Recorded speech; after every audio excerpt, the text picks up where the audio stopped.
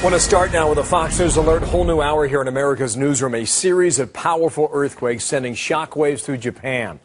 Now, initial reporting puts the latest tremor at around 6.1, centered 55 miles east of Tokyo, one of the world's most populated cities. And that same region devastated by a catastrophic earthquake and tsunami about a year ago. It comes just a few hours after a stronger quake hit near the island of Hokkaido. Trace Gallagher is live in L.A. watching this. Trace, what can we determine now from Japan?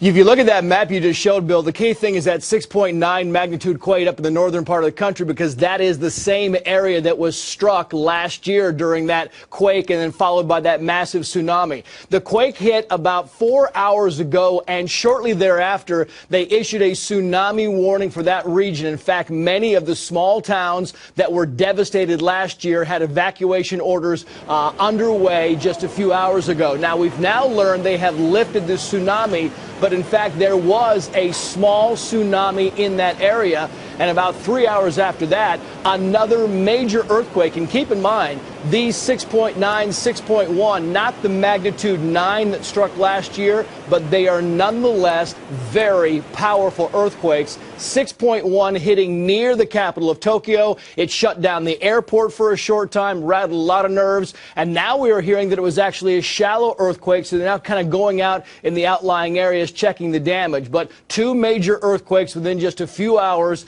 in Japan. We are kind of checking the damage and checking the reports as they come in, Bill. It might take a little bit of time before we know exactly the full extent of what's happening in the northern part of that country as well as in the capital of Tokyo. As you well know, living in California with your experience out there, Trace, the depth in the earth determines a lot on the surface. Right. Do we have a depth reading? How many miles?